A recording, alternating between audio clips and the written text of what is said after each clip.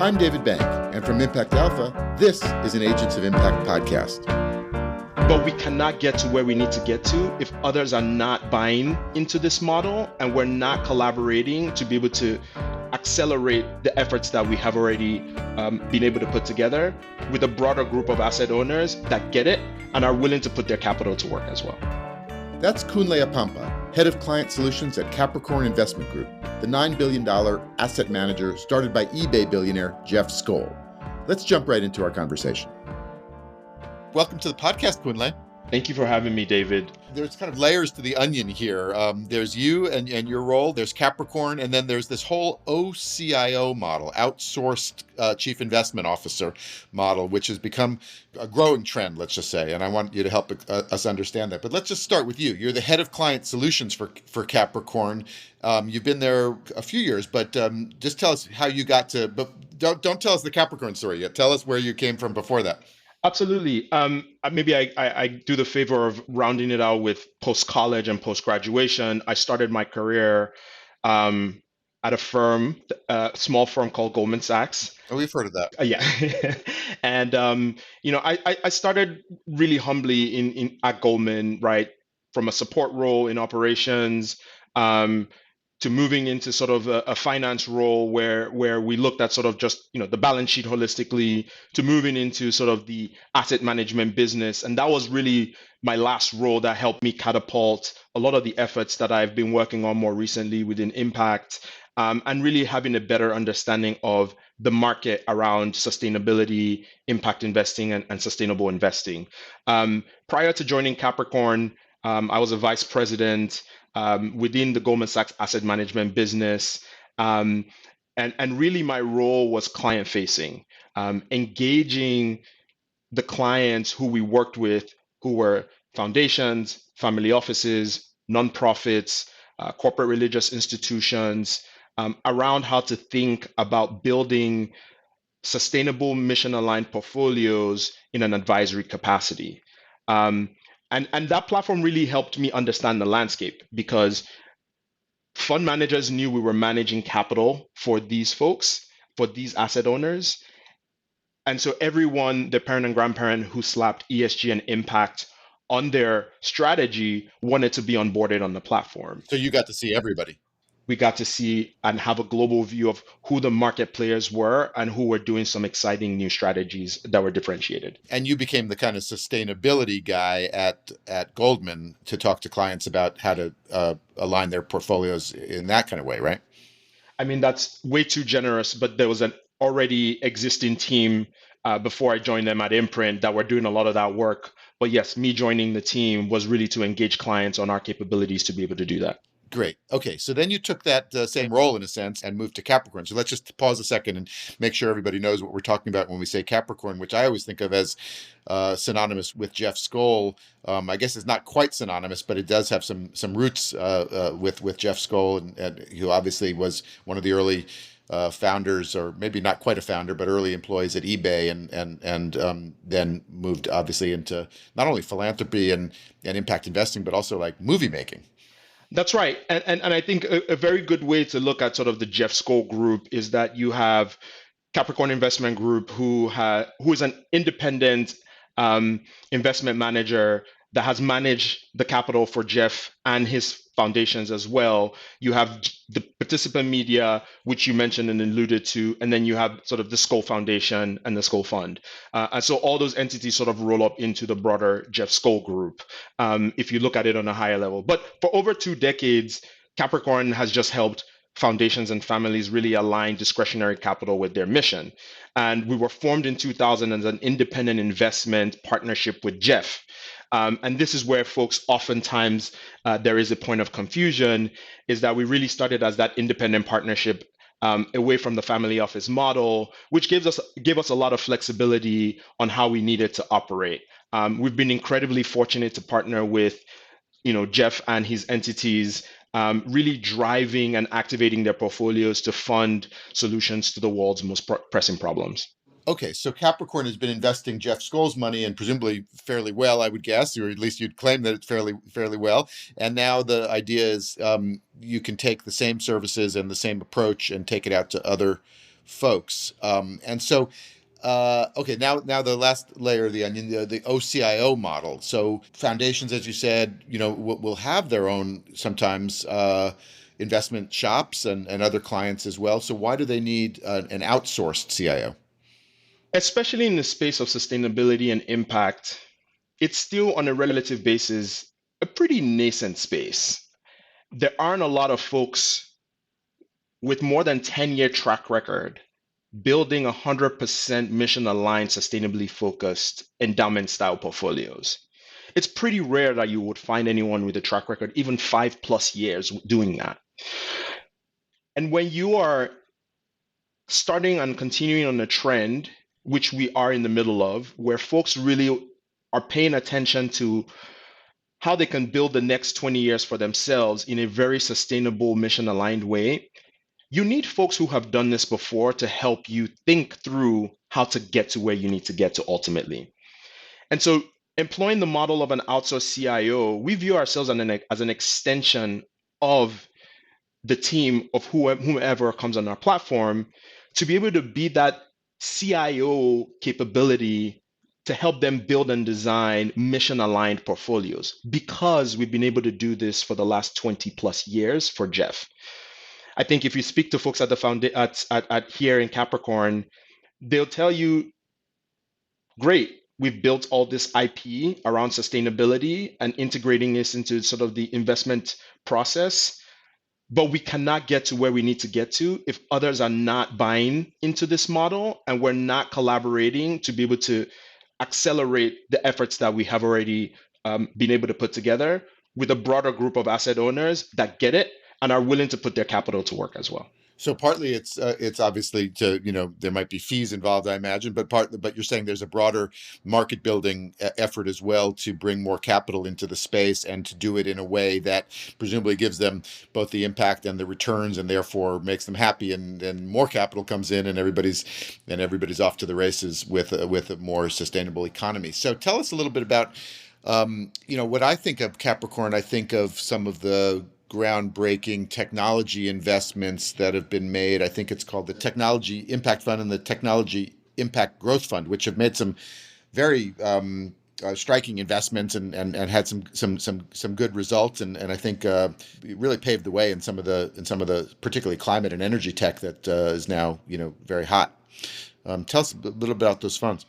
No, I think everything you said is exactly right. And I think what is very important to start with is that folks know Capricorn through the lens that they see us. And so if you've ever interacted with the VC arm of Capricorn, you view us as a venture strategy, but we're very much more than that.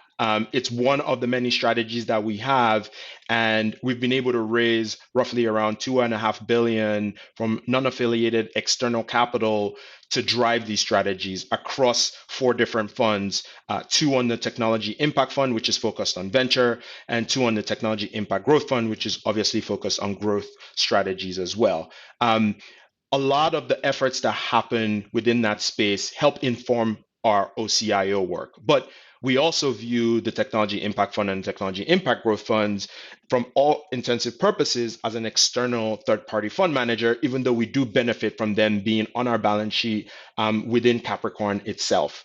And so eventually, with a lot of the seeding activity that we're doing, our ultimate aspiration and goal would be that this strategy be its own standalone and continue to raise more external capital while we continue to consider it in a holistic framework, managing client portfolios as one of the many strategies that we can deploy capital into as we build mission aligned portfolios for external clients.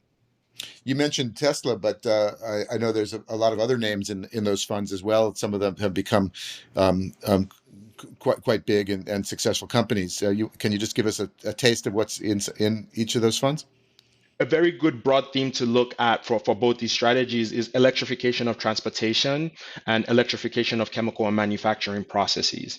And I think names like Electrosteel allude to the latter, where we're thinking of how can you produce 100% renewable energy into spaces that require high intensive influx of energy more holistically. So if you look at Electrosteel, they're trying to create steel with 100% renewable energy, which is a big and huge undertaking. Similarly, you have other strategies in there, such as Eridan, such as Summit Nanotech, Span, and all these innovative ideas that over time we believe will scale and become strategies that are going to be very fundamental to building the future. Okay, so now get down to the strategies, the OCIO strategies themselves. You have a claim on the website that sustainability strategies deliver outperformance, which is a kind of impact alpha idea that we like to dig into. Sustainable investment practices can enhance long-term risk-adjusted returns. You believe that this is not a concessionary strategy. This is an alpha strategy. That's right. Look, I think maybe to even sort of kick off that conversation, our purpose as an independent boutique investment firm is really to activate full spectrum of capital to address pressing global issues across four primary thematic areas: climate change mitigation, inclusive capitalism, health and wellness, and sustainable markets. And we differentiate ourselves from traditional OCIOs by designing and managing customized, diversified portfolios that integrate mission and seeks intentional impact while generating competitive risk adjusted returns that are appropriate for our clients' strategic needs more broadly. And so we believe that the prudent mission aligned investing implies at times stepping away from the normal flow and investing in high conviction, deeply researched, and out of the mainstream ideas. That's where you're going to find alpha that's not in the normal flow of how everyone else is chasing alpha. And we have that conviction that we have been able to identify and build an ecosystem around us to find strategies and managers that are executing on these ideas. And so you're right. We don't view impact as a separate sleeve from what we do. We view this as fully integrated into the investment process and a layer that gives us and can produce enhanced risk adjusted returns as a result of that. And just to be clear, you're talking about across the portfolio, different asset classes. You're not just talking about, I mean, you think of the Technology Impact Fund and you mentioned early stage tech. That's obviously, 2005, as you said, was quite early and maybe went through some ups and downs in the meantime. But that tends to be sort of more of a VC kind of play. But you're also going to be investing in, I don't know, muni bonds and public equities and everything else, right? Yeah, that's right. We're fully multi-asset class, anywhere from on the public side to cash and fixed income, anywhere on the private side from early stage VC to growth equity to buyout, everything under the real assets from real estate to infrastructure, and then anything also as well in the private credit space. So yes, our strategies span the entire spectrum of asset classes. And we also understand, based on the work that we've been able to do over the last 20 years, the different impact intensities that exist within each asset class to be able to build a portfolio to give you sort of a full effect of both returns and impact that you can build out. And just to be clear, you're saying that there are impact opportunities in each of those asset classes. So you're not just keeping the impact in the VC private equity side. That's exactly right. And we truly believe, and as an example, obviously this is a very high level example, you tend to see higher levels of expression of financial inclusion or inclusive capitalism in strategies such as private credit. And then on the other side, you tend to see more expressions of climate and environmental thematic focuses more in the infrastructure, private equity VC model. So because of the work that we've been able to do over the last 20 years, it's given us a deep understanding of where to chase specific intensities of impact within the different asset classes. Some folks want to prohibit pension fund managers in particular from considering environmental and social and governance factors in their investment decision making. Are they consigning them thus to below market or concessionary returns by keeping them out of these attractive investment strategies? I had a feeling this curveball would come my way at some point in our conversation. but I appreciate the question because it's very top of mind to a lot of folks. But look, people are going to believe what they're going to believe, and I think I want to be in the business of rather than talking about it, proving, showing, designing, and producing roadmaps that show you that because you're incorporating sustainability and impact into your portfolio doesn't mean that you need to give up alpha or give up returns. Matter of fact, I make the counter argument that it can enhance the way you do things, because what that does is gives you a true North Star of where you need to be as a portfolio. And then it helps you design strategies that get you opportunities that express who you are as an entity in a very complete and compelling story. So part of this is to work with individual clients, but there's kind of a market making strategy as well that sort of overlays all of it, bringing new investors in and bringing maybe new managers into the fold as well. That's right. And I think, we use a little bit of this example with the Technology Impact Fund as a potential sort of strategy that is eventually going to spin out and become its own thing, but right now very closely tied with Capricorn. But that is one example of 2 dozen other strategies that have come either through our balance sheet or our efforts in raising non affiliated third party capital to be able to facilitate. We have a very basic understanding that we want to build in the next 10 years asset managers that have unique and differentiated strategies around impact.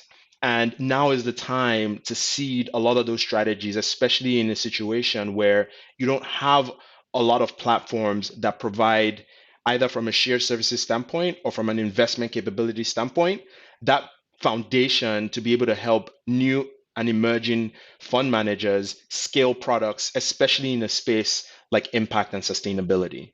And so, because of that, in 2019, we formalized a lot of what we have done from our balance sheet to create a private equity style seeding platform where we can either invest in the GP or the LP, or in both in some situations, to be able to provide those services and those capabilities, as we mentioned. But beyond that, we believe that we're willing to take on that sort of first level initial step for these asset managers, because we know in time eventually they're going to become very, very relevant to the ecosystem. And we've seen this before from past investments that we've done on our balance sheet, and structuring it in that way we're able to raise roughly around 250 million for that strategy in 2019. Kunle, I think some folks might notice your accent on the podcast here, and I know you were born and raised in Nigeria, and I wonder how you see the impact you're having at Capricorn, back home. No, I appreciate that question. And, that's right. I was born and raised in Lagos, Nigeria. I only came to the US for college. I went to the Illinois Institute of Technology in Chicago. Um, my dreams were to chase a chemical engineering degree. But very quickly through that journey, fell in love with sustainability as a thematic focus. But that was a personal journey in itself, and not necessarily now, because that has become mainstream, that a lot of folks are doing that, right? Um, I think I was very fortunate post graduation to join a firm like Goldman, because I think a lot of my training from a financial standpoint came from there on how to view sort of the financial markets. But I saw firsthand, um, at my time at Goldman Sachs, how capital shaped the world that we lived in. And that interest to really redirect and funnel capital to the places that needed it the most, was my motivation, to really continue the work that I continue to do in this space. Um, my time at Goldman sort of really helped me understand that financial aspect with the impact aspect, and now moving into Capricorn with the role that I have, it's given me a very good view of where the market is at, the need for thought leadership in this space. And the fact is, it's actually quite wide open right now for anyone to really step in and be a leader in this space. I look forward to joining Capricorn in this journey, to be a leader, especially from a thought leadership perspective, on how we think about impact, on how we think about the financial world, and why we don't think that both have to be exclusive, to be able to drive alpha and drive enhanced risk adjusted returns. Well, Kunle, we'll be watching you, and we'll be watching Capricorn, and we hope you'll come back in the podcast and tell us how it all plays out. Thanks for joining us. I appreciate you, David. Thank you. That's going to do it for this Agents of Impact podcast. You can read more about Kunle Apampa, Capricorn, and outsourced chief investment officers at impactalpha.com. A big thanks to Kunle, to our producer Isaac Silk, and to the whole team at Impact Alpha, investment news for a sustainable edge. And to all of you, Agents of Impact, thanks again for all that you do.